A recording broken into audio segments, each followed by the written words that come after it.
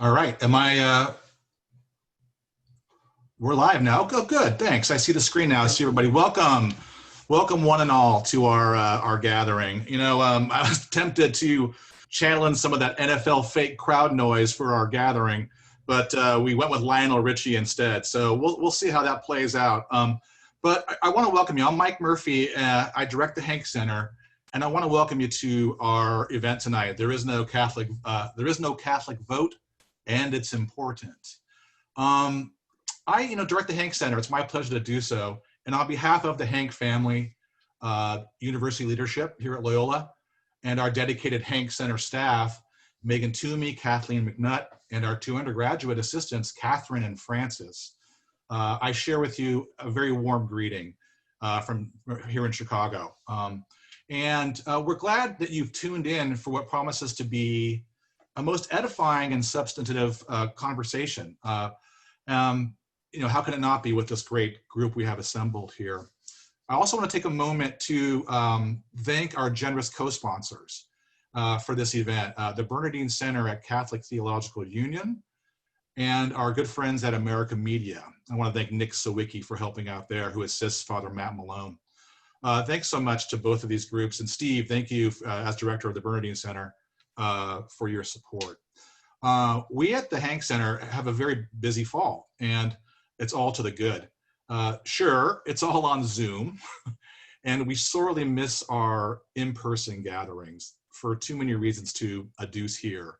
We are we are incarnational beings, and when we miss the physicality of things, we start to feel it. Still, something is gained in the Zoom space as well, and there's a lesson in that even.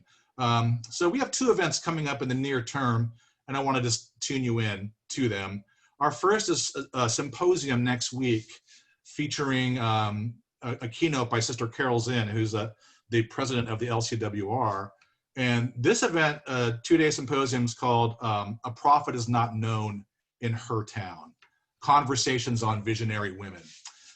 14 other major speakers will join Sister Carol and reflect on the prophetic vision, voice in the past, and indeed as we speak today.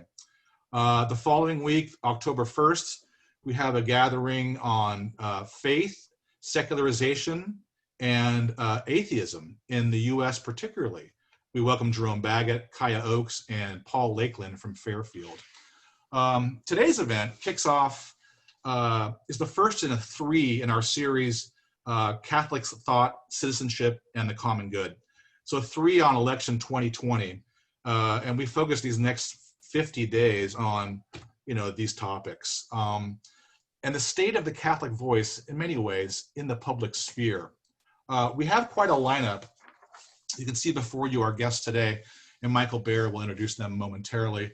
But we have coming October 28th, Kathleen Cavaney from Boston College, Matthew Sitman from Commonweal. Ken Woodward has just written a great article for Commonweal, formerly of Newsweek back in the day. And then on the 5th, we have Molly Andalina, Miguel Diaz, Amanda Bryan, Steve Millies again, and Bernard Prusak from King's College. And that'll be a look back at the election. I don't know if it'll be a look back, though, because it's November 5th. Guy Fawkes Day? Not a chance. Not a chance, EJ. Thank you.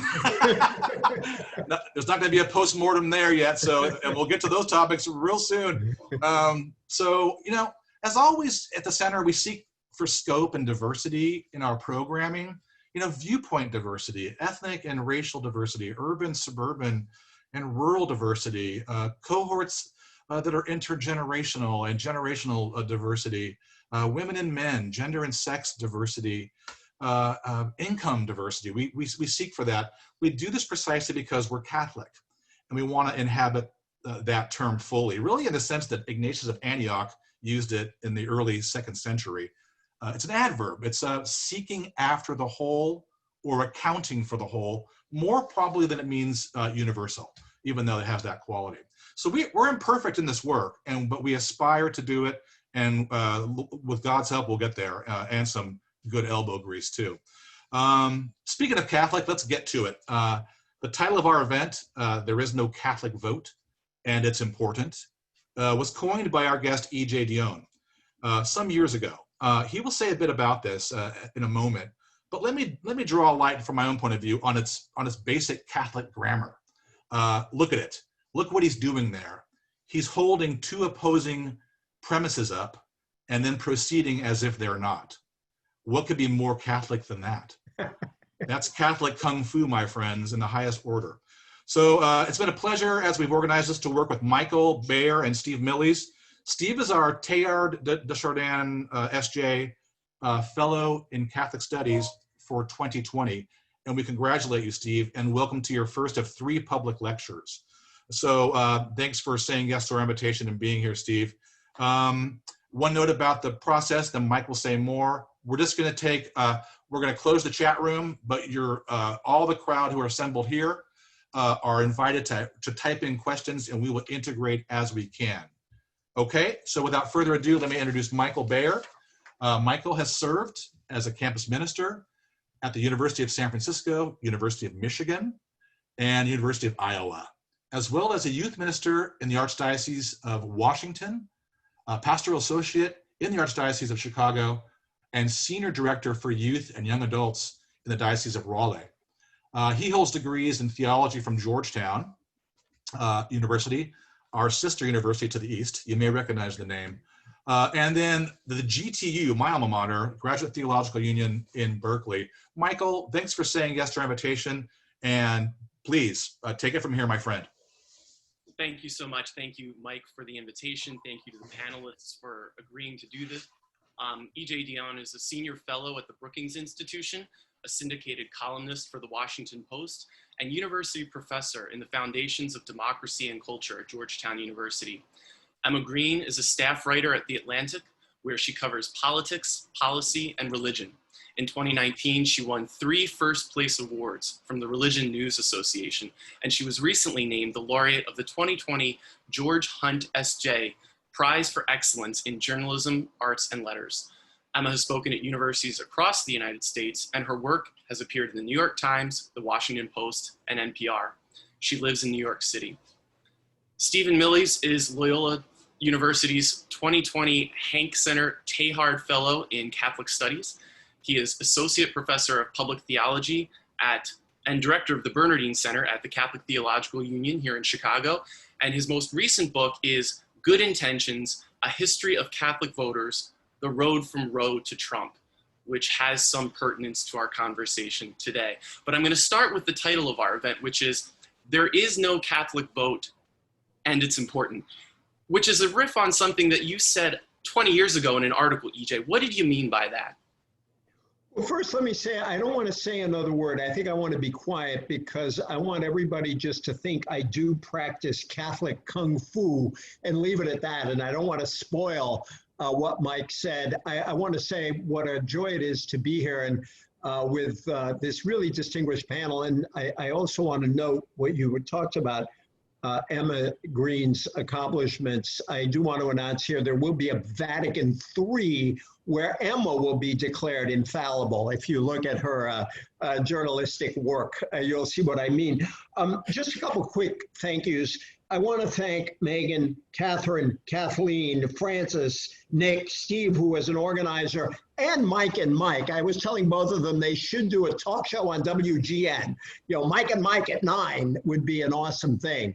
And I also want to shout out Loyola University. I really love 2 people who taught me more than almost anyone in this world. Peter and Peggy Steinfels are Loyola grads. Peter was actually editor of the Loyola newspaper, and Father Andrew really taught uptown at that University of Chicago place, but there is a center at Loyola named after Father Greeley on Catholic education.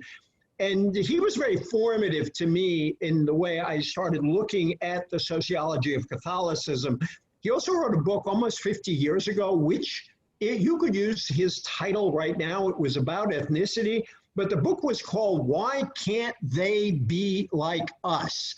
And I can't think of a better question to frame the kind of politics that we are in now in the US. So I wrote that all that time ago to make the case that we think of the Catholic vote as monolithic. It's not. There were very brief periods when the Catholic vote was somewhat monolithic. 78% of Catholics voted for John F. Kennedy in 1960 because they wanted to tear down barriers to Catholic participation in public life. But both before in the 50s with Eisenhower and after, starting with Humphrey and then certainly in George McGovern's campaign, there were a lot of Catholic Republican voters. So the point that I was arguing is that Catholics are, in a sense, a 40-40-20 group, that it's very hard for Republicans or Democrats to fall below 40%. But there is a 20% swing vote, and we can talk more about them. And the Catholic vote happens to be located in very important places. It looms large. To pick 3 states not at random, think Pennsylvania, Michigan, Wisconsin, as well as a number of other states. So the Catholic vote is more important.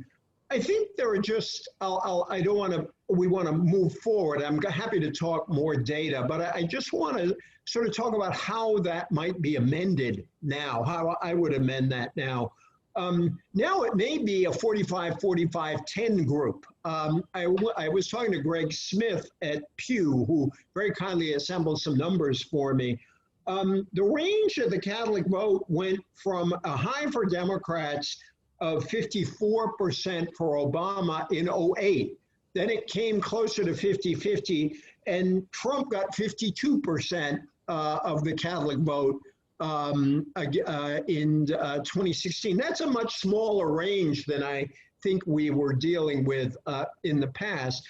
But something else really important has happened to the white Catholic vote, that the white Catholics are much more Republican than they used to be. Again, according to Pew's numbers, 41% of white Catholics identified or leaned toward the Republicans in 2008, 57% in 2019. Now, I think that is a product of the church's loss among young people. That, as you all know, 13% of all Americans are ex-Catholic. It's about 12.9 or 12.5% in the Pew numbers. That group is disproportionately young. Young people are more liberal. The successor generation to progressive Catholicism among white Americans is down. The last point I'll make, and I think this is disturbing for Catholics, the Catholic vote tracks the divisions in the country. White Catholics voted for Trump by a significant margin. Latino Catholics, Latinx Catholics voted for Hillary Clinton by a significant margin. I think one of the things we might want to talk about is it's disturbing that there isn't something all that unique about, all that particular about Catholics. And the fact that we are following the ethnic and religious divisions of the country, we've done some of that before as Catholics in the past, but I think the fact that we're mirroring the polarization is troublesome in some important ways, and we can get to that. But again, I want to just thank everybody for being here. It's a real joy to be part of this discussion. Thank you. That's great. Those are some really interesting demographic figures to start us off with, and I really appreciate you highlighting that it's not a monolith. Steve, Emma, I want to go to you two briefly because we do have a lot of great topics tonight, but when you hear people use that term, the Catholic vote, what do you think they mean, and is it accurate? Like, in your sense, do they understand what they're even talking about? Is there a Catholic vote? So Emma, I'm going to go to you first and then Steve. So I find in my reporting, when I'm talking to everyone from the politicos who are planning campaign strategy to people on the streets who are just talking scuttlebutt about politics, that the Catholic vote is actually reduced to one issue, and that's abortion. And there's a good reason for that. We have seen that in the United States, abortion is a really critical issue that in particular was definitive for the 2016 election. Certain voters who otherwise might not have found themselves able to support President Donald Trump were able to support him or decided to support him because they believed that he would make gains for the pro-life movement, that he would put justices on the Supreme Court who would overturn Roe versus Wade. And so this issue can't be overlooked, and it's a specifically Catholic issue because of the centrality of the life issue in the way that the U.S. bishops talk about Catholicism and in the way that Catholics have shaped the pro-life movement in America. There are a lot of Catholics who find themselves stranded between political parties. Maybe they're part of that 10% or 20% that EJ was talking about, who perhaps say that they're mostly Democrats but have pro-life views and find themselves pushed out of the party. Or perhaps we're one-time Democrats who have found themselves pushed fully to identify as Republicans because of the importance of this issue. So when I'm thinking about Catholic voters, I'm thinking about abortion and how much it actually will, in the back of voters' minds, really influence how they're voting in 2020. But I'm also trying to look out at voters and understand how Catholicism might subtly shape their views on a whole range of other issues that Catholicism touches. Catholicism isn't just about the one abortion issue, and life is not actually just about abortion either. It's also about the death penalty, euthanasia, end of life. And we know that the Catholic Church has taken strong stances on immigration, other issues that are really central for the 2020 election. So my answer would be that the Catholic vote has come to be synonymous with this one social issue that really takes center stage, and particularly with the sort of 2016-2020 dynamic. But there are all sorts of other ways that Catholicism can come into play as we're trying to understand how voters are coming to the ballot box. Thank you. Yeah. Steve. Yeah, I wrote a book called, as you said, Good Intentions, A History of Catholic Voters' Road from Roe to Trump. And probably the question that I've been asked most often about that book is, shouldn't I have called it A History of White Catholic Voters' Road from Roe to Trump? And the reason is because the book charts that trajectory that Emma was just talking about, a trajectory that's really rooted more in abortion politics than almost anything else. But I do think, while we do want to observe that there is a demographic transformation that's happening in the United States right now, and it's happening in the church in the United States right now, and it cleaves in a white voter and a Latino voter split, it also cleaves for that reason along age and other lines as well. I think if we want to sort of step back and frame the question in the way that, as Emma was just telling us, that the question for Catholic voters is almost always framed around the abortion question, then I do want to add one last dimension to our consideration of this, which is that the self-identification of people as Catholics is something that we have to take into consideration in an age of disaffiliation. EJ adverted a few minutes ago to how prevalent former Catholic has become as a religious identifier. I think that both tells us some things and also conceals some things. Former doesn't mean that you've walked away from it forever. Former means that you've taken what you've taken and you've left what you've left.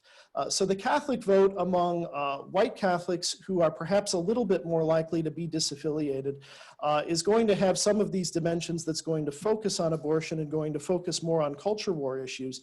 But I do think the long history of what Catholicism and politics in the United States has meant for generations means something different for people who have gotten here more recently. I think one of the things that we can look forward to, and maybe we can talk a little bit about this as time goes on, there's a lot of reasons why abortion, I think, is poised to fall out of primacy in our discussion of Catholics and politics. Demographics would be one of them. Could I just underscore that real quick? Because I am a skeptic. I think Emma's right. Abortion matters to a very significant number of Catholic voters. There's no question about that.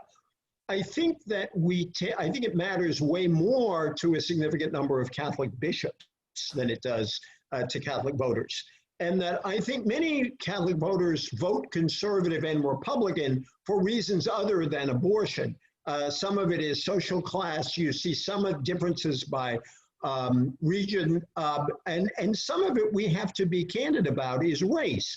My friend Robbie Jones has his new book on white supremacy and Christianity, White Too Long, where going back to the 60s, you had Catholics were part in some places at some moments of the white backlash vote that abandoned the Democratic Party, in some cases temporarily, in some cases permanently.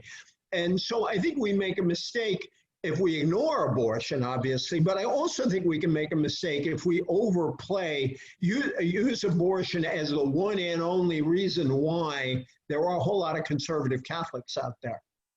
Absolutely, and we're gonna get to race. We're gonna get to immigration. We're gonna hit all these. But while we are here, because this is what the U.S. bishops have described as the preeminent moral issue in this election. So Emma, you've interviewed a lot of faith voters, particularly Catholics, as part of your reporting for The Atlantic. What do they tell you they hope for related to abortion when they're casting this vote? What is it they're looking for?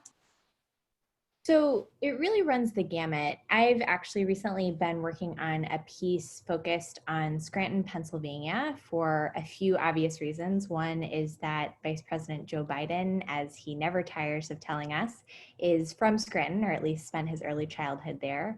And with that, I wanted to look at the way that Catholics in traditionally Catholic areas like northeastern Pennsylvania were thinking about the 2020 election and how abortion would be factoring into that. And I had really interesting conversations. You all are getting a sort of hot preview of Atlantic reporting that will be published in the coming week or two. But I had a really interesting conversation with some of the Sisters of the Immaculate Heart of Mary who are based in Scranton.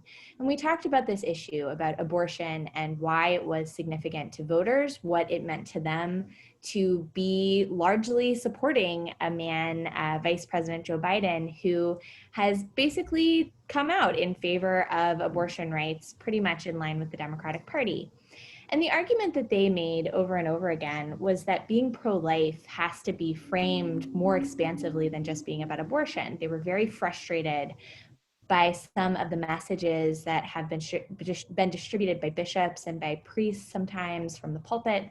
One of the sisters told me about going from car to car in the parking lot after Mass in 2016 and removing flyers that had been distributed, telling people that they were going to go to hell if they supported Hillary Clinton and they would go to heaven if they supported Donald Trump because of the abortion issue.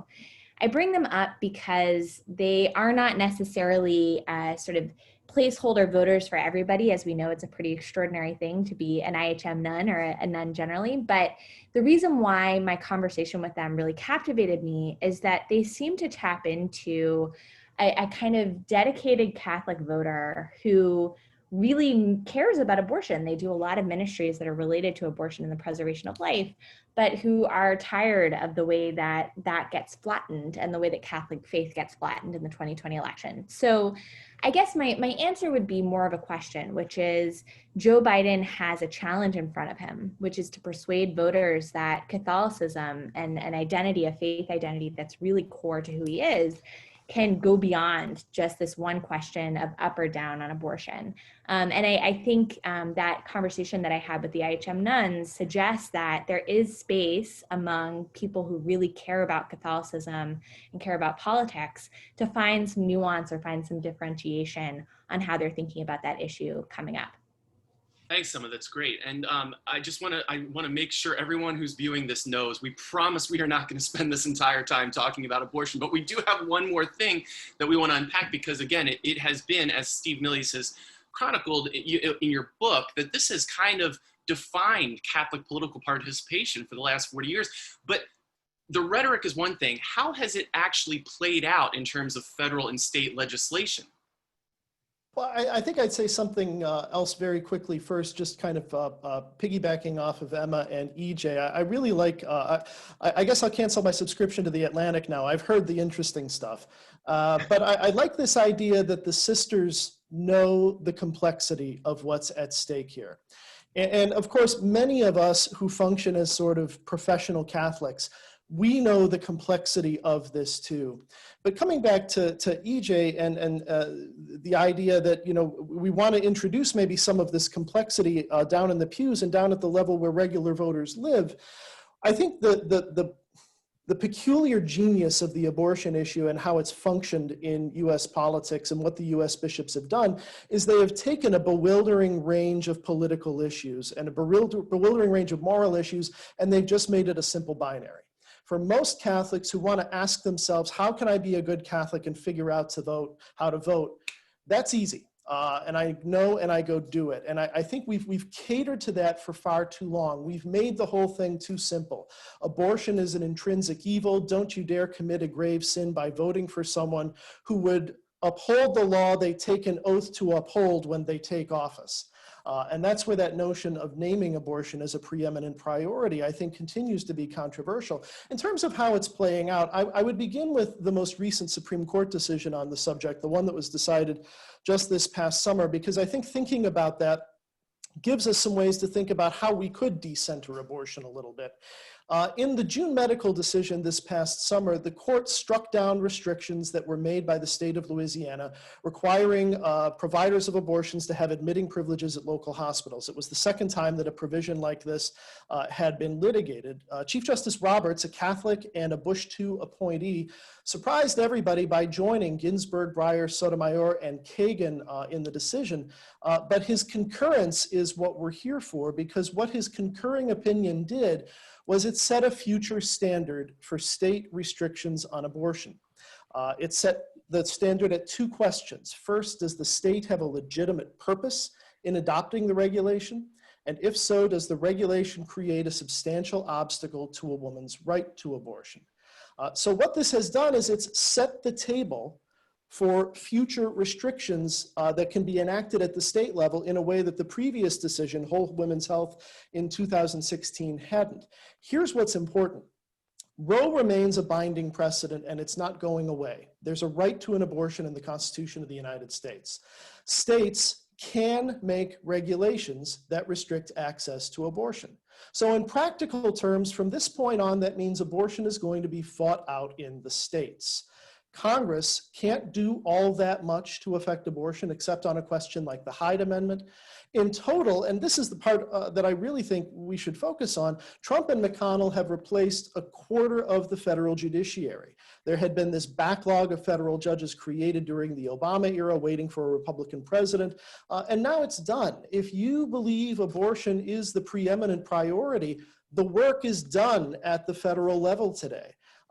If abortion is the preeminent issue that you want to focus on today, and I'm just speaking very plainly as a matter of political analysis, your vote in a federal election doesn't matter all that much. You should really be paying attention to state and local races where this is really going to get fought out. Could I jump in partly as part of a pivot for the conversation on this? First of all, thanks on Emma's reporting. JFK said in 1960, Nixon's got a lot of bishops, but I have the nuns. And I actually think nuns in the church right now are a particularly prophetic group of people. And also, I think they might be politically prophetic, as you're suggesting. I think, and I have a piece coming out in Commonweal in a couple of weeks where I talk about Trump as a potential crisis point for this old strategy around abortion. I think in a way, Trump and Joe Biden both, but in very different ways. Emma's right, he can't talk without mentioning he's from Scranton. And if you think of your average, moderately culturally conservative older Catholic, when they look at Biden, whether they like him or not, they say, yeah, he's one of us. I think that matters. I think that could matter all by itself. But more important, Trump himself clearly poses a moral crisis for an awful lot of Catholics, not only because of the immigration issue, and not only because of how people are treated at the border, but also all the way down as a kind of what kind of political leader is he? And just in the news over the last 2 days, three pieces of news. America Magazine had an editorial. They didn't endorse anyone, but they said the ostensibly pro-life candidate, interesting they used ostensibly, is potentially a threat to the Constitution itself. An extraordinary editorial in a Catholic publication. Secondly, Cardinal Joseph Tobin of Newark was at an event in BC, was it night before last, I think, where somebody asked, could a Catholic in good conscience vote for Joe Biden? And not only did he say, yes, a Catholic in good conscience could vote for Joe Biden, he said, my problem is with the other guy. Is my bigger problem, I think. Somebody can check Google for me, but my bigger problem is with the other guy. And third, a friend of many of ours, John Carr, of the Catholic Conference, for the first time in his life, has come out and endorsed a Democrat, Joe Biden, for president, even though John is a passionate right to lifer and says so in the piece. Something interesting is happening. Now, I'm not sure that's going to translate all the way down at the voting level, but I do think it suggests something because of, in a way, the crisis created by Donald Trump. Something interesting may be happening that could portend broader change in the way bishops think about these issues, but Catholics generally think about these issues. Thesis, anybody want to dissent from that, please? EJ, this was a great pivot. So to this point, we've talked a lot about what we've now heard described as the preeminent issue, but faithful citizenship, which is the U.S. Bishop's document intended to help Catholics form their consciences for voting in elections, makes clear that the Catholic faith is not reducible to a single issue. And I want to quote Pope Francis in his apostolic exhortation, Gaudete et Exultate, saying, and I quote, "Our defense of the innocent unborn, for example, needs to be clear, firm, and passionate, for at stake is the dignity of a human life, which is always sacred and demands love for each person, regardless of stage of development. Equally sacred, however, are the lives of the poor, those already born, the destitute, the homeless, the abandoned, and the underprivileged, the vulnerable, infirm, and elderly exposed to covert euthanasia, victims of human trafficking, new forms of slavery, and every form of rejection." So EJ, what does Catholic social doctrine have to say about this election and some of those other issues? Well, could I've just got on, so I want to open it up for others. What I want to say in honor of Steve's organization is, in many ways, Cardinal Joseph Bernardin foresaw Pope Francis. The seamless garment foresaw the teaching of Pope Francis. The insistence that a commitment to life must include a commitment to the poor, must include a commitment to the idea that war is a last resort, must include a concern for the least of these, opposition to the death penalty. This is Francis Catholicism. And there was a lot of writing for a while after Cardinal Bernardin passed on to his eternal reward, that, well, that was yesterday, Bernardin Catholicism is no longer relevant. Well, hey, it's in the Vatican. I think that, now the interesting thing about the American Church, just one more sentence, is I think Francis has had less of an impact on the American Church so far than we might have expected, because the American Church is probably more conservative than other national churches around the world, with some exceptions. You in Chicago have Cardinal Supich, who's very much a Francis bishop. Cardinal Joe Tobin is a Francis bishop, Bishop McElroy. This will spread. But the leadership of the church is, I think, to the right of Francis, and are not necessarily where Cardinal Bernardin was. But I think if you like the seamless garment, which I always have, all of these issues play in the way a Catholic looks at politics. Does anyone want to respond to that before we move to a different topic? Steve, the Bernardine Center Director. And I wasn't just pandering to you, Steve. You know of my affection for Cardinal Bernardin. I do. EJ and I met for the first time 10 years ago when he came to South Carolina and gave the Cardinal Bernardin lecture at the University of South Carolina there. Certainly the consistent ethic played a role there that night. I really just want to affirm and echo two things that you said, EJ. One is that a lot of conservative Catholics or traditionally minded Catholics tend to forget that John Paul II incorporated the consistent ethic into the papal magisterium in Evangelium Vitae, and the U.S. bishops named the consistent ethic as the theme of their social teaching and the theme of the faithful citizenship documents in 1998, and they still claim it. The preeminence of abortion, I think, really is a function of that simplifying that we talked about a moment ago. That's one thing that I would want to mention, but the other is I agree very much that the shatter lines are visible in the glass of this whole simplified way of approaching the engagement between Catholicism and politics in the United States. I think that no matter which way the election goes, the real moment is going to come after it's over, because Catholics are either going to have a Catholic in the White House, a partner who can help us think about ways to put that broader agenda to work, or if it's 4 more years of Donald Trump, Catholics are going to have to face the cold, hard reality of where this has brought all of us. So, we're talking about how this is the consistent ethic of life, and this simplified one issue thing is kind of coming apart. Emma, one of the things that people are starting to talk about is the pro-life movement as it pertains to Black Lives Matter. If we're pro-life, are we pro-Black life? And yet, as you have reported on, as we know, the Black Lives Matter movement has deeply divided white Americans, if we're candid.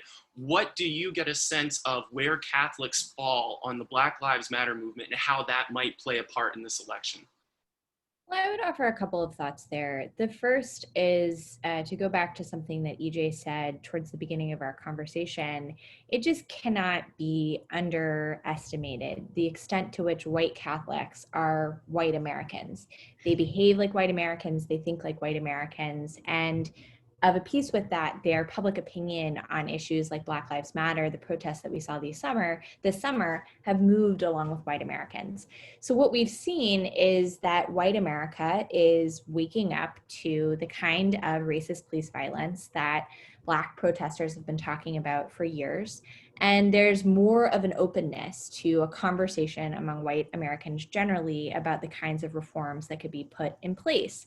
I think to add in the Catholic element here, we're seeing some really interesting leadership on this from clergy and from women religious. So to go back to the nuns, since I have spent time with them recently, I'll just share an anecdote. I was in Scranton and went by Marywood University, which is around the corner from Joe Biden's childhood home. This is the college that's controlled by the IHM nuns. And they had posted a giant Black Lives Matter poster towards the entrance to the school. It had a nice Marywood logo in the M of Black Lives Matter. And one of the IHM nuns, who's 83 years old, Sister Margaret Gannon, told me a story about the president of Marywood University, who is a nun, getting a letter from some earnest, kind of concern trolling alum who said, "Sister, I'm not sure if you knew this, but someone put a giant Black Lives Matter poster towards the entrance of Marywood University." And of course, the sisters all thought that was hilarious because, of course, you could never miss that the Black Lives Matter poster was there. But moreover, they've been having conversations among themselves about their feelings on reaching out to Black people in Scranton, about their feelings to recognize the biracial nature of the founder of their congregation. And there was no question in Sister Margaret Gannon, 83 years old, white, has been in Scranton for most of her life, that where the sisters belong is in line with the Black Lives Matter movement. So again, I think this anecdote is revealing because it suggests the extent to which people in the United States who are Catholic, who are white, who are steeped in those identities, who we can't sort of get rid of those identities for, nonetheless may feel that they have a connection or a calling or a sense of understanding that's new around the kind of racist violence that we've seen protesters speaking out against. And as a reporter, I think it's crucial to watch the way that leaders, men and women religious, the bishops, take positions on these racial issues, but also to see whether we see those polling numbers keep going up among white Americans, including white Catholics, to say, I believe that police are biased against Black people. I believe that reform is necessary. Thank you. Thanks. That's really interesting. And I had no idea this conversation was going to end up giving such time, but I'm IHM Sisters in Pennsylvania educated. So shout out to the IHM Sisters in Pennsylvania. I can't wait to read this piece, Emma. It will create as much of a story as Jeff Goldberg's great piece. Yeah, I don't know about that, but you're the target audience for it, EJ. I'm sure that you'll love reading about the nuns. So Steve and everyone, but Steve, up to this point, we haven't even mentioned, kind of the obvious fact. I guess we mentioned it at the outset that we're doing this event virtually because we're living through a global pandemic, and I don't want to make light of this, that has taken the lives of over 200,000 Americans and altered every aspect of everyday life, from grocery shopping to going to school to whether churches can hold in-person services. How do you think that Catholics can even begin to process the coronavirus and the political response, and what Catholicism being Catholic, what does that have to do with this whole election? Well, I think it's good that this follows what Emma just said, because I think one of the things we have to acknowledge about 2020 is how easy it is to become overwhelmed by the moral gravity of so many things that are happening all around us all at once. And yet, even as we sit in the midst of growing awareness of racial violence, and even as we sit in the midst of ongoing wars and everything else, I grow frustrated quite often that we don't hear Catholic leaders saying more loudly and more clearly that the pandemic is a life issue. The pandemic is a life issue. And as you just said, yesterday we crossed the threshold, 200,000 COVID deaths in the United States. Let me give that number some dimension really quickly. We just observed the 19th anniversary of the September 11th attacks last week. We now have passed 73 September 11th attacks. And by the new year, we expect that number to double. So that in 9 months, if the predictions are right, nearly 500,000 Americans will have died of COVID before Inauguration Day even gets here. And it's not about the numbers. But for scale, consider that there have been stretches of time when during our time dealing with COVID, when daily deaths have met or exceeded the numbers of abortions performed daily. And in a moral perspective, whether it's a death by abortion or COVID-19, we're talking about the deaths of innocents. So from this perspective, I think if you want to name preeminent priorities in 2020, name COVID-19. Not only because it's as mortally and morally serious as abortion, but because this is an issue where your vote could actually make a difference in a way that voting against abortion in 11 presidential elections has not made a difference. We could have a coordinated federal response that empowers public health officials and experts instead of disregarding them and mocking them. We could have a public policy based on expertise and science, not on hoping that COVID will go away. We could have a public policy that's not based on hoping for herd immunity that would kill perhaps 2 to 4 million Americans. And I want to name something else here too, because there are important effects that go beyond the epidemiological considerations. There's unemployment, there's hunger, there's domestic violence, and there's also the way COVID has further exposed the vulnerabilities in communities of color. Nick Kristof had, I thought, a horrifying report in the New York Times this past weekend where he started going through some of the global implications that we also really should care about, where these effects that we see in the United States beyond the epidemiological are magnified on a scale where millions of lives are lost, where billions of lives are changed and not for the better. And here I think is the point. American leadership could have and should have prevented that. We've done it before with H1N1 and SARS. We're living through an extraordinary failure of governing. And it didn't have to happen, and it has taken a remarkable toll in human life. Catholics should be thinking about that in the United States. Our consciences should be shocked and should be scandalized. I'm sad we're not in a big room with a lot of people in it, because I think we just would have heard a really big round of applause. Thank you, Steve, for that. Yeah.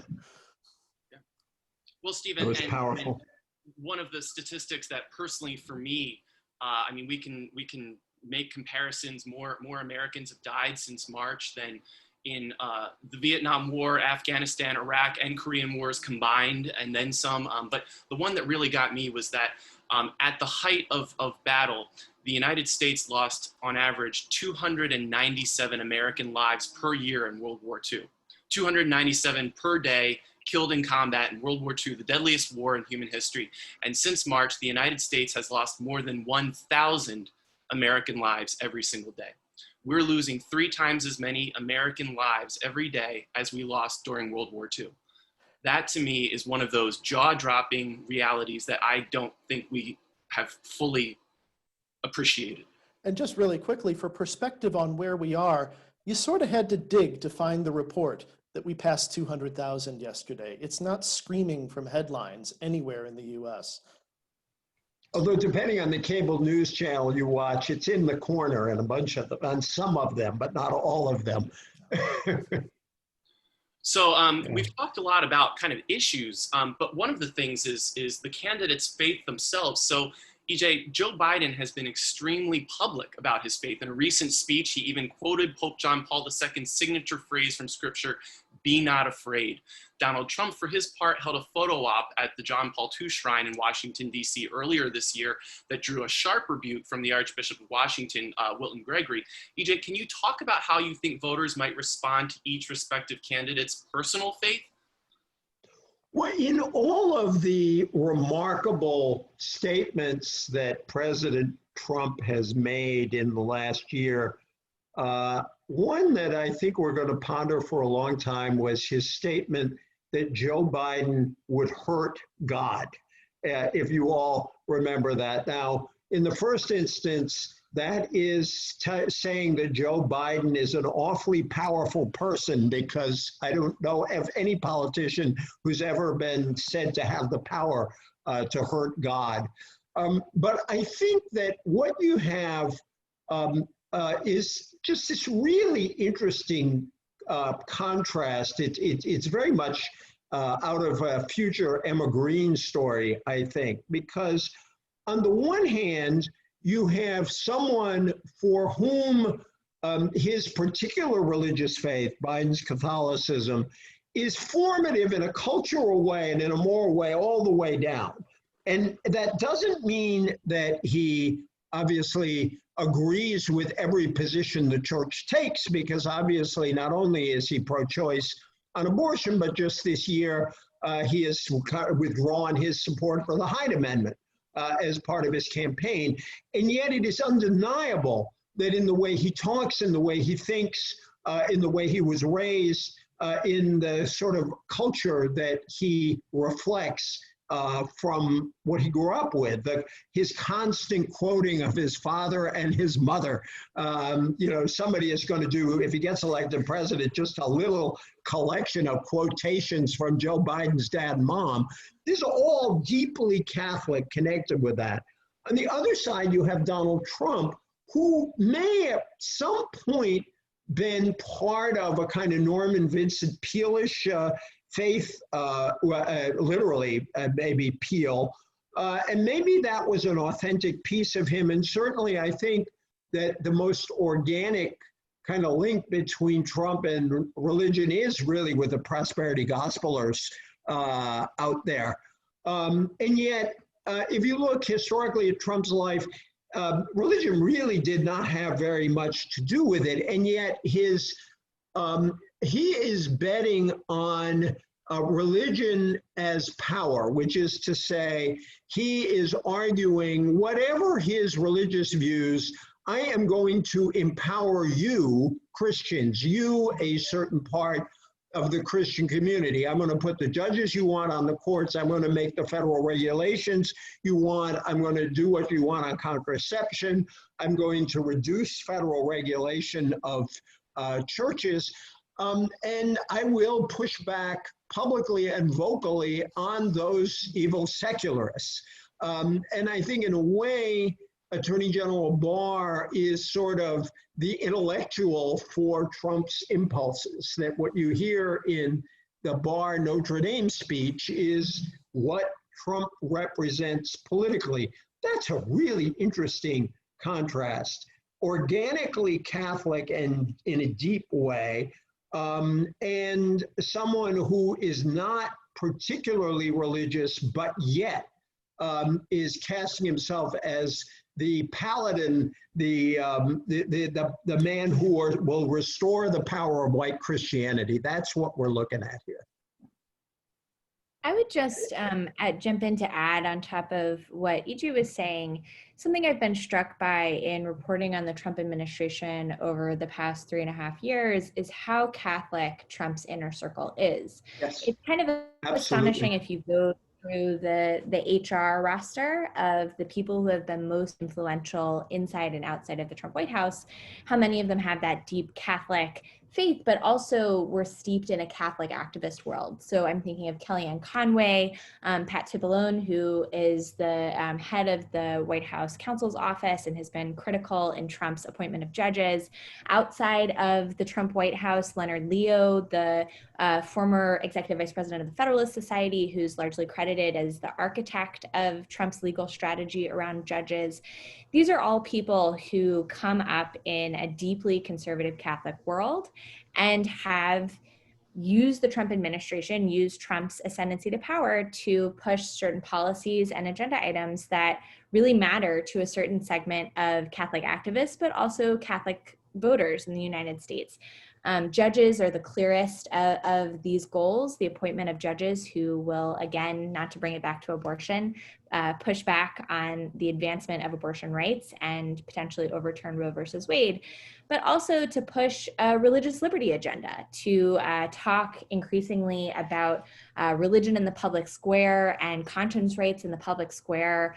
These are agenda issues that do matter to a certain segment of voters. And so although Trump himself, you could say, has a tin ear for religion, he doesn't quite get how to use Bible verses to his advantage. He doesn't quite get that language of how to talk to people in that way that Joe Biden really instinctively does.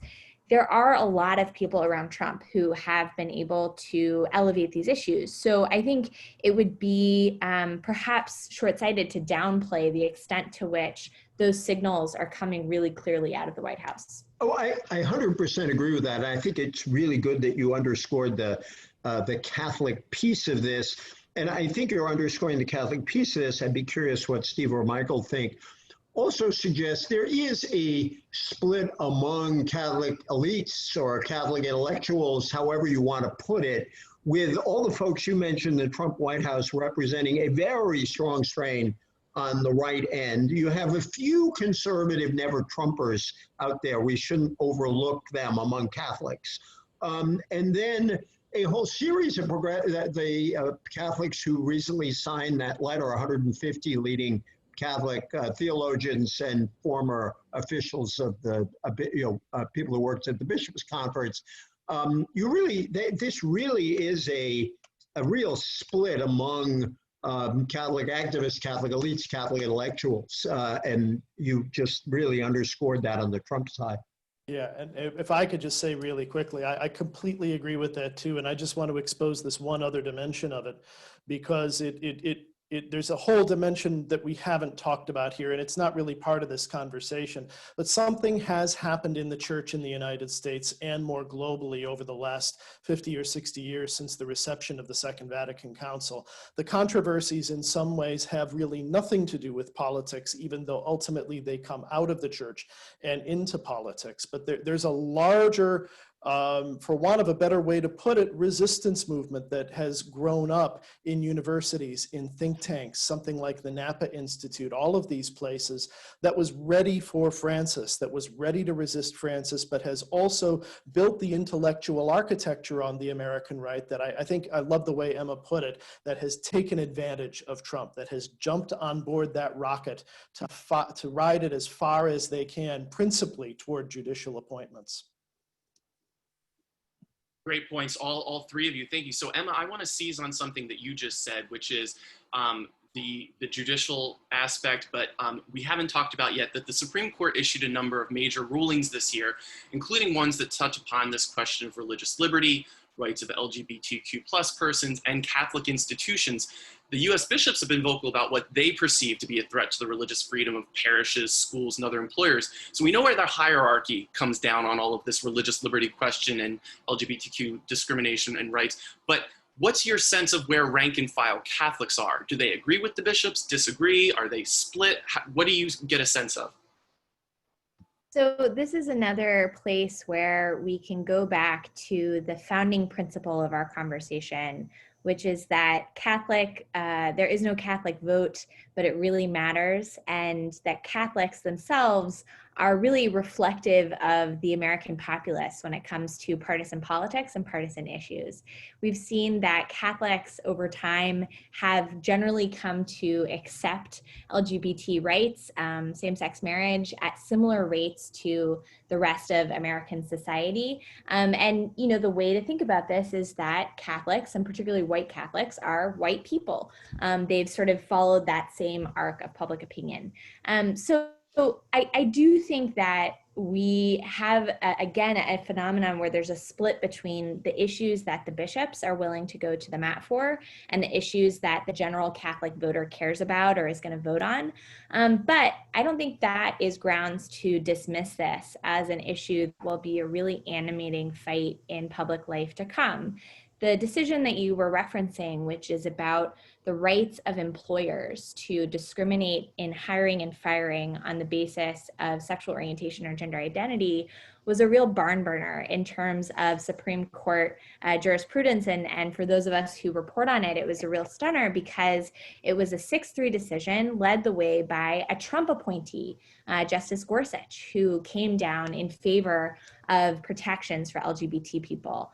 And I think there will be now a subsequent cascade of cases where we have to work out in practice, what does this mean when the kinds of religious employers that Justice Gorsuch has traditionally come out in defense of, which includes Catholic employers who may have a code of conduct around the kinds of marriages that their employees could be in, for example, what will happen when those kinds of interests come into conflict with the kinds of principles that he laid out in the decision in the Title VII case. So I do think that this issue is going to be a big one. It may play out more in those elite circles of people who are really following inside baseball for Supreme Court, but it's going to matter for Catholic school employees, for women religious, for Catholic hospitals. There are just so many questions that have been opened up because of that decision. And absolutely. And just following on that, there was actually a subsequent decision, you know, the Our Lady of Guadalupe case that was 7-2 that allowed the ministerial exemption. So you have these kind of two cases in juxtaposition that as you said, this is going to be a very live ball for years to come. We're talking about so many different topics because, as we said, we're not one issue voters. Steve, you're the director of the Bernardine Center, but you're actually a political scientist by training. And so you have some thoughts on how policies and processes should actually work. What is your sense of how Catholics should be thinking about something as complicated and complex as ICE raids, deportations? We're hearing stories this week of forced hysterectomies at ICE detention facility.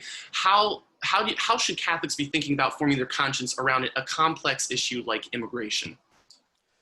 Well, I think the beginning of an answer has to start from somewhere other than public policy. It has to begin in a theological and in an ethical lens.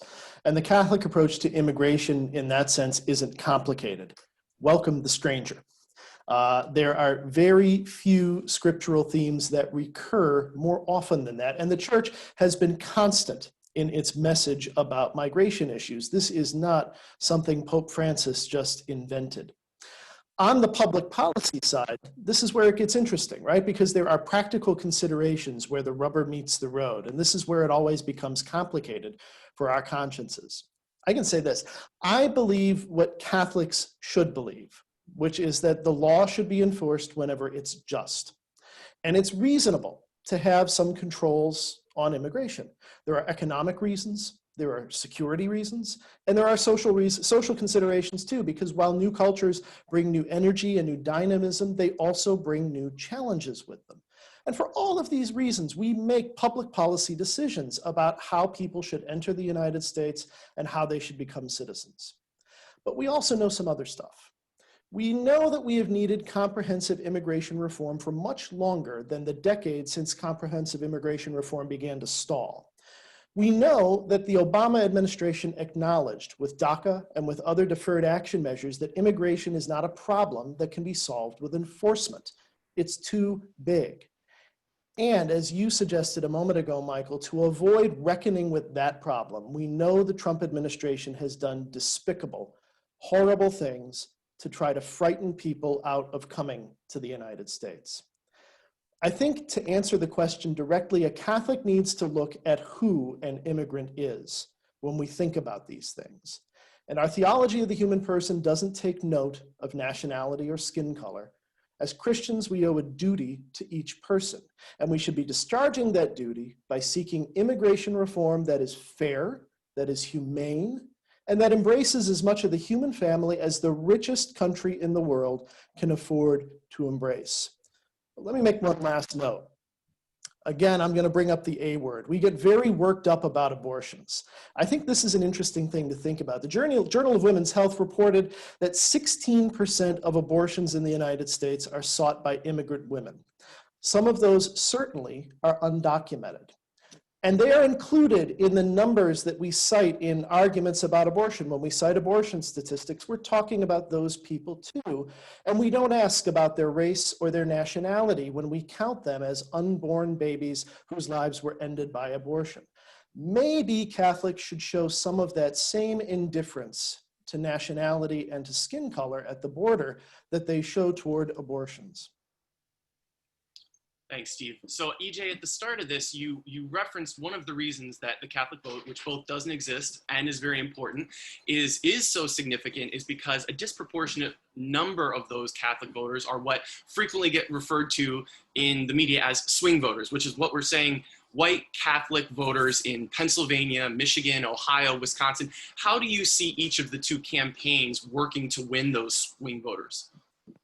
Can I just build on a couple of points that Steve made? Because I think one thing we need to pay attention to closely are Latinx or Latino Catholics, because they are roughly a third of the Catholic population in the country, and it's the growing part of the Catholic population. If it weren't for immigration, Latino numbers, the Catholic numbers overall in our country would really be on a down slide. That's point one. Point two, immigration is one of the rare issues on which almost the entire leadership of the church has been united. From some of the most conservative bishops to some of the most progressive bishops and everybody in the middle. That certainly has something to do with the fact that we are a global church. It has something to do with the I'm too much of a realist not to look at the church's own self-interest here. But I also think it's our own history as a church of immigrants. We are quintessentially, except for a few folks, John Carroll of Carrollton, as we were taught in Catholic schools, the bulk of the Catholics who came in were immigrants. The Latinos are a force for progressive labor and social welfare policies in very much the same way earlier generation of immigrants who are now, the people in those ethnic groups are now more affluent. But when they were immigrants, they were forces also for labor and for organized labor and for more generous social welfare policies. The Latinos are for the church what you might say Italians, Irish, Poles, and others were in an earlier, several generations ago when the bishops wrote their 1919 program for social reconstruction, which is also written during a pandemic, by the way. To go to your question, I'm not sure that Biden or Trump are going to do anything particular for Catholic swing voters that they are not doing for other swing voters. I think Biden will be trying to send clear signals to the Catholic part of that swing vote that he is one of them, that they can identify with him. I think those will be as much cultural signals as religious symbols, but it was surely no accident that he quoted John Paul II, "Be not afraid," in his acceptance speech. And I think you are going to hear, you have a lot of organization going on in the Biden campaign among Catholics that you had not seen really, I think, since 2008, when the Obama campaign gave a lot of attention to religion. I think in general, the Biden campaign will be spending more time with religious voters than Hillary's campaign did. Lastly, I think Emma's already laid it out. Emma and Steve really have already laid it out. Trump is going to send some of the same signals he's sending to all other white voters on the issues he's going to send them on. And he's going to send signals on abortion very strongly to those Catholic voters who will respond to it. And he will send signals that he is on the side of religious liberty as conservative Christians understand that term, religious liberty. And I think that'll be narrowcasted quite effectively by the Trump campaign, and we'll see how much effect it has. Narrowcast, I should say. Narrowcasted, I think, is not a word, but anyway. Thanks, EJ. So we've got two more questions, kind of, and then I'm gonna invite Mike Murphy to jump in with some questions that I'm sure have come up during this whole thing. But two more. So, Steve, speaking of all the things we just talked about in terms of outreach to faith voters, the kind of split between progressive conservatives, we recently saw Catholics featured prominently at both political conventions, with Cardinal Dolan offering an invocation at the RNC, and both Father Jim Martin and Sister Simone Campbell offering prayers at the DNC. At times, it feels like our church is becoming every bit as politically polarized as our nation is. And along the same partisan lines, Steve, what is this doing to our church? It's damaging the church as it's damaging the United States. And I think no matter which lens we look at it through, this polarization is the biggest problem we've got. It's a sin against our reason, because rather than struggle with important questions that affect all of us, instead we just react reflexively and root for our team.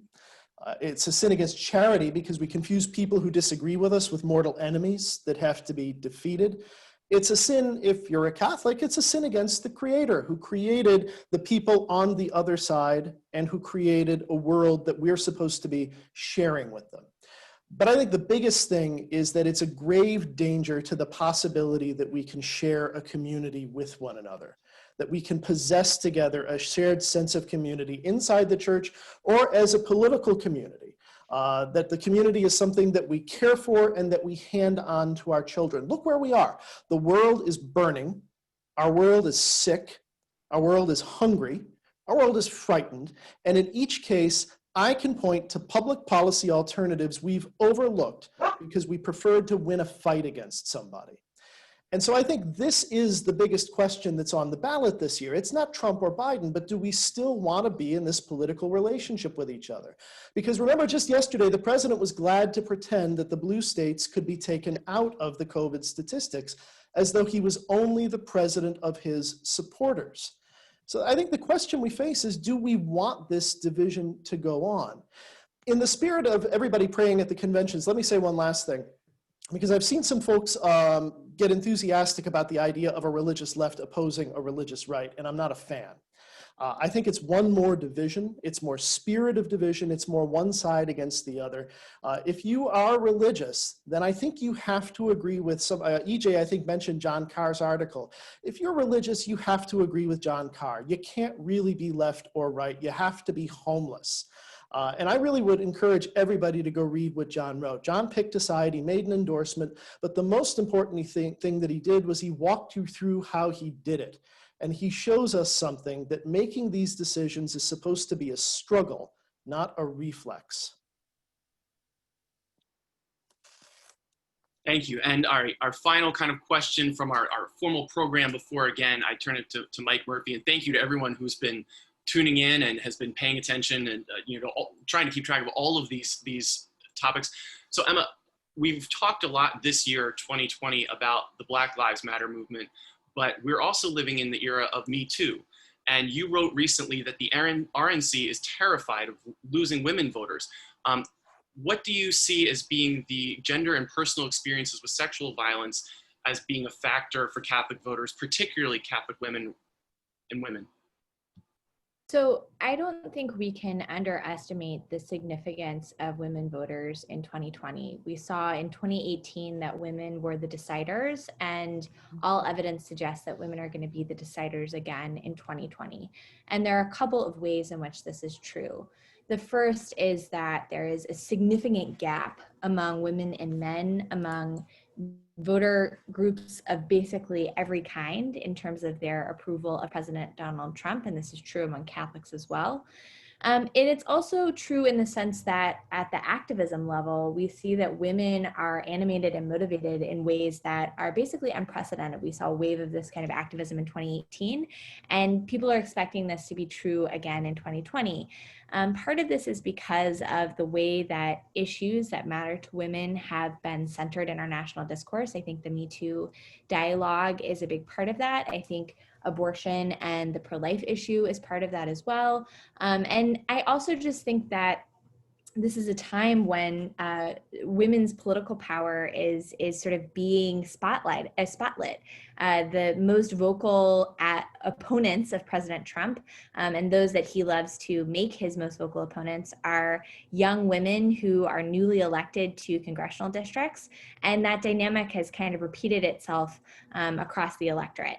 I think that as we're thinking about 2020 and the voters to watch, the populations to watch, we've talked a lot about swing voters, about the white Catholics who are in Michigan, Pennsylvania, Wisconsin.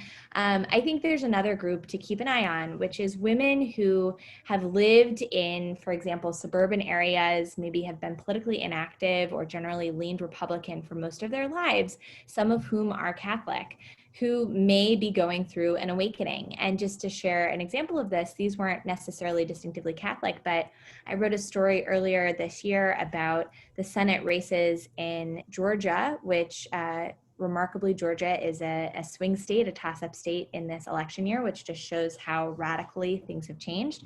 And one of the things that people kept pointing me to was the way that women voters in the suburban counties of Atlanta have become politically motivated and activated in a way that's totally unprecedented. So in terms of political outcomes, I just think you can't underestimate the influence of women voters, and that change may be something that sticks with us. It may not be just a 2018 or 2020 phenomenon, but may actually be a permanent shift in the way that women express their political views in the United States. Thank you. Thank you. Thank you to all of our panelists. Mike, I think we've got some additional questions. Yes, we do. Thanks everybody for this enriching conversation. And there's a lot of questions in the Q&A, almost 40. So I feel like I'm gonna read, I've just circled some, okay? And I just wanna read them out loud. And then maybe our panelists can just kind of jot down if you hear something you wanna respond to, maybe do it that way. But I'll read 4 or 5 and begin with this one. Some of these are comments, but I think it's fair to convey. So this is from Joe and Barbara Danos, pardon me if I'm wrong. This discussion has been an unadulterated political pitch for Joe Biden. All the participants should get in touch with reality. Catholics do understand what is going on. So that's the first one to kind of chew on. And then I move up to, let's see here. This is Angela Pancella, who has a couple of questions. One, she wants to know about the voting patterns of Black Catholics, and I think she followed up somewhere else, or someone else did, voting patterns of people of color. So that's, I think we've had some chat about that. But she also writes this: I've been deeply disturbed by the stark division in the understanding of the political situation with my fellow Catholics. The strongest, quote, flattening, unquote, I have experienced, as Emma calls it, seems to be especially prevalent with low information voters. Can you speak to this? Okay, note that please, if you will. Moving over here to a Dominican friar, Father Patrick writes this: the CDC tells us a couple of things. 75% of people that seek abortions are poor. Further, the number of abortions went down every year between 2008 and 2016. We get stuck on thinking what we need to do is change a law or overturn a Supreme Court ruling. Isn't it fair to say lifting people out of poverty will reduce abortions? Are we missing an important way to address this issue? Finally, let me just add one. I think that's probably enough, but I guess, director's privilege, but I am from California and my home state is on fire. And it's a short trip between the situation in California and anthropogenic climate change, the effects of it. We know that Pentagon intelligence calls it a global security issue. So how important should this issue be in the next administration? Maybe some failings of the current and maybe what a Biden administration might bring. It's a very important issue to people at Loyola and one that's personally important to me. But please choose your poison. I can jump in. Since I am neither a political scientist writing from a point of view nor an opinion columnist for the Washington Post, I think it may fall to me to bring the perspective of Catholic voters who support Trump to the conversation to answer that question in the Q&A.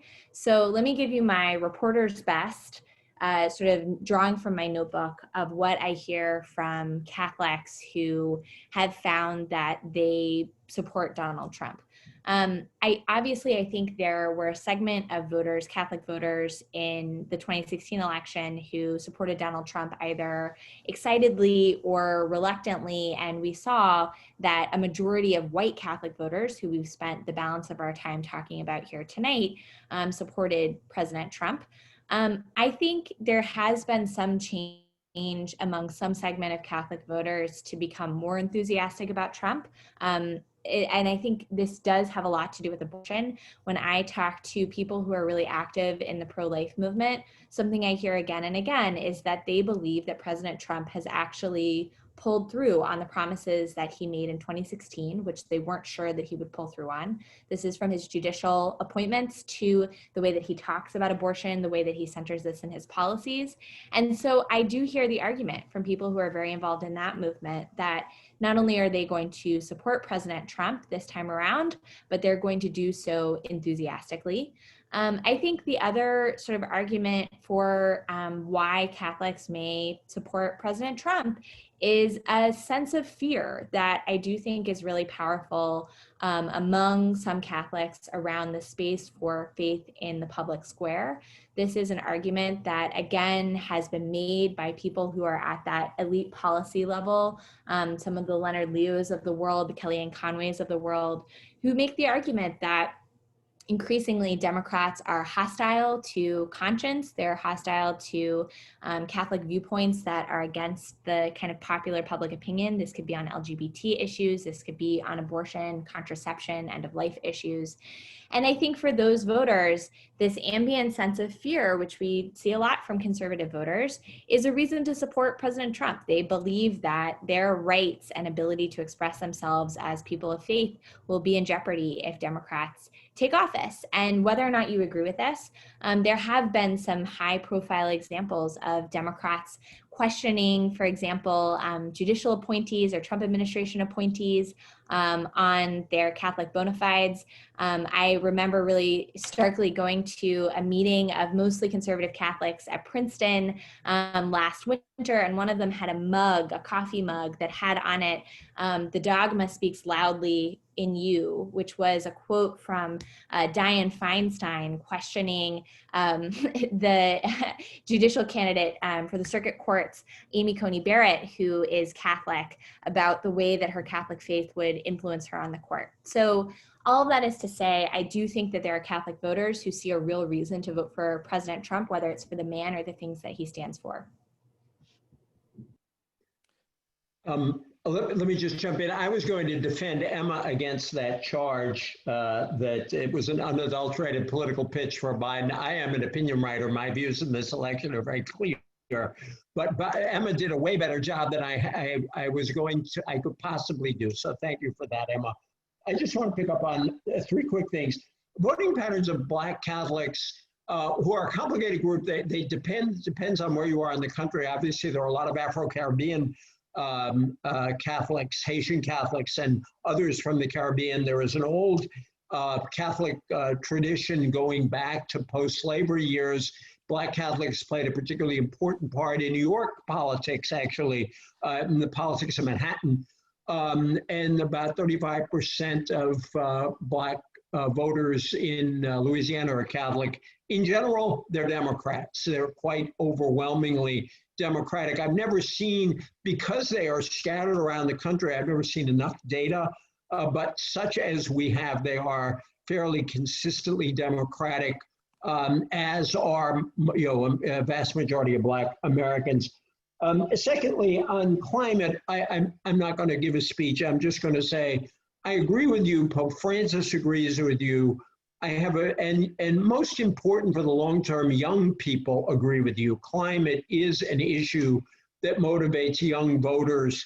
And I think the combination of events and the pressure of younger voters as they become a more important part of the electorate will eventually push us to action.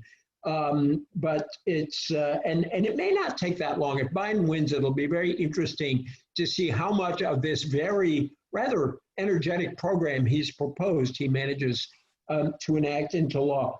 But I appreciate the Dominican. I want to just close with the Dominican. It was a Dominican, correct, Michael? Yeah. I think the fact that 70% of the abortions in the country, roughly, that's a rough estimate, are among low-income women should tell us that if you care about life, pushing Catholic social teaching to the background rather than to the fore is not the way to create a culture of life. That if you took the things that we would need to do to reduce the abortion rate among poor women, yes, it would involve contraception, which obviously violates church teaching, but it would also involve giving a lot more help to poor women.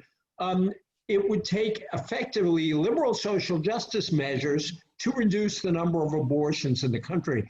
I'll just close by channeling Senator Bob Kerrey, who once said, former Senator Bob Kerrey, who once said, imagine a woman who works in a factory in North Carolina, a single woman who gets pregnant. Imagine two scenarios. Her job pays her well, she has health insurance, and she can afford to bring the child into the world. Scenario two, she's not paid well, she doesn't have health insurance, she doesn't know how she's going to care for the child. Under which circumstance should we choose, will she be more likely to choose life?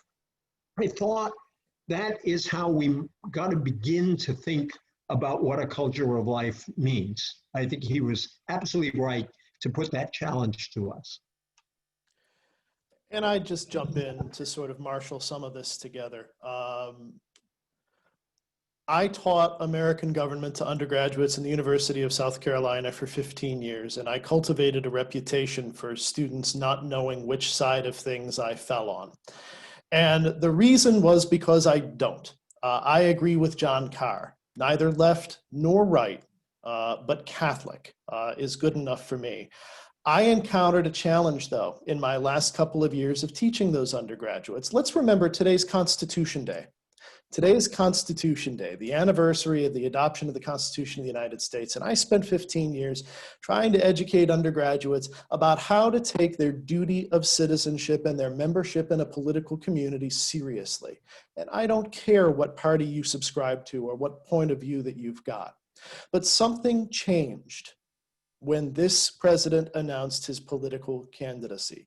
There's no denying it. And to defend the integrity of the political system, it became necessary, I found, to appear to be partisan because I am against lying and I am against deploying the organs of a government that belongs to us for partisan, personal, political gain. I think if we look at some of these questions that we've been asked here, just the ones that Mike summarized a moment ago, there is a pattern of facts that is clear about climate change, and yet we can deny the science. There is a pattern of facts that is clear about a correlation between economic policy, social welfare policy, and the prevalence of abortion, and yet we can deny those data. And we have built an enormous political architecture on political misinformation and abusing the privileges that we have in our First Amendment to distort our political community. And we have finally reached a point where someone has fine-tuned that to the point where we can become so polarized, we really have to wonder whether we can continue to have a political community any longer. There's plenty I disagree with Joe Biden and the Democrats about, but I must say, if this seems like a pro-Biden pitch, it is only because the stakes aren't partisan. The stakes aren't left versus right, Democrat versus Republican. The stakes are whether or not we're going to continue to all be Americans trying to solve these problems together, or whether we're going to divide permanently into two warring camps, and the government just becomes a prop for whoever happens to win. I cannot be nonpartisan about that.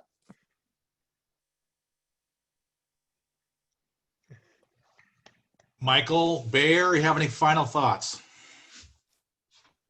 Wear a mask, wash your hands, and go vote. Thank you to everyone who was contributing to our thinking through these issues, and thanks to Mike and the Hanks Center for letting us have this conversation. I finished how I began, wishing I had the NFL crowd soundtrack for some applause, but I just offer you my round of applause to this wonderful group. And we had so many registrants for this. We had 450 people tune in. So that's a nice, that's a good conversation for the early evening here in mid-September, I should say. Thank you, one and all. Thanks, Thank you. EJ. Thank you, Emma. Thank you, Michael. Thank you, Steve. Thank you, Megan. And thank you, Kathleen McNutt. I know EJ has another gig, so he's already signed off. So we'll talk to. Oh, No, I'm he's still here. here. Oh, hey. No, I left because I had to let the dog out because the dog started barking because the dog was sick of hearing me talk about politics. I love it. Well, hey, we'll see you all. Thanks for tuning in again, and give our website a good look. And God bless everybody. Peace.